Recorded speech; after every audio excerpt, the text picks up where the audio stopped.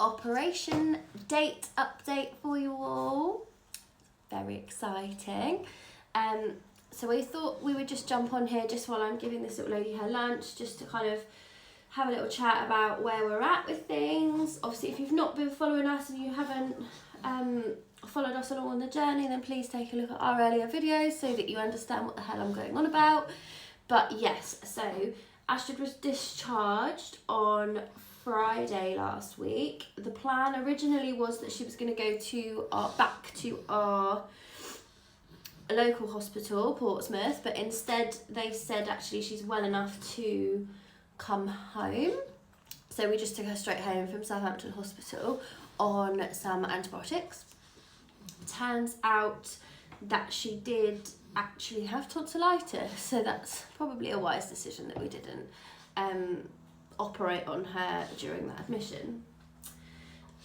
Since we've been home, she has been relatively stable. She's still got quite a bit of noisy breathing going on, but we've kind of got used to that now as being normal Astrid. She is on antibiotics through her PEG, which she has 3 times a day. In fact, today is the last day for that. Hey baby, you're dribbling. Hey, what are you doing? She has also been on steroid nasal drops, so she's on betamethasone, so some drops that we pop up her nose twice a day, and they seem to be keeping kind of the majority of the inflammation down so that her airway is open and clear enough for her to actually be breathing and stable for us to look after at home. So the operation day, we were out this morning and I came home to a letter on the doorstep, and there it was, her date. So the date for Astrid's operation is going to be Monday the 24th of March, which is kind of when I was hoping it would be, really. I was hoping it would be this month. Well, I would prefer it to be next week, but you know, at least it's within the couple of weeks bracket. We've got time to kind of get things sorted at home and like prepare for the surgery and prepare for an admission, because quite often Astrid's admissions are emergency admissions and we never get time to organise anything, and everything's just a mad stressful rush. So hopefully that will make that side of things a little bit easier, that we know when it's going to be and we can get things organised. Yeah, and then get this hopefully better for her. So what they have done, they have booked her a high dependency bed post operation. Now that is because Astrid is a high risk child medically, and for the anaesthetic, so the general anaesthetic, they are worried about how well she's going to come round from that, so she'll be going to high dependency post operation.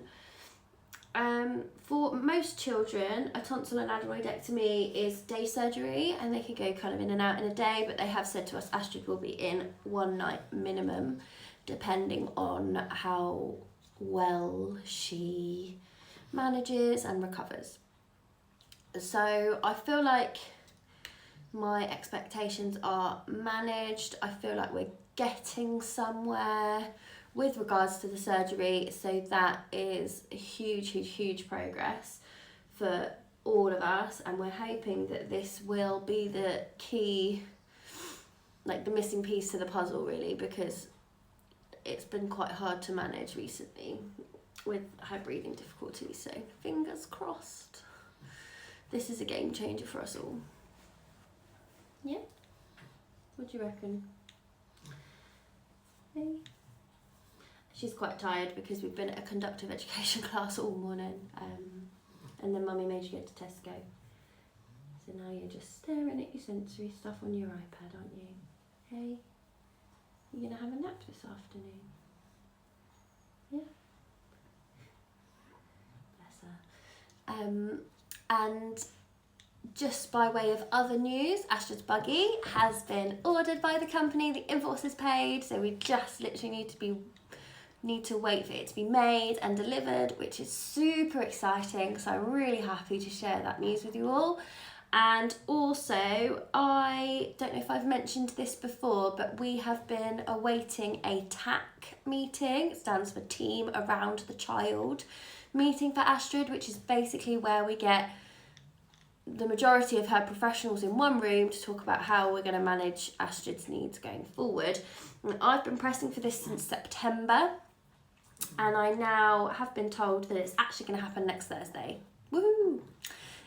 So that's the 13th of March. So I'm really happy that all these things finally seem to be clicking into place, and we should be getting a bit more of a plan and a bit more of a better quality of life for Astrid moving forward, I hope. But yeah,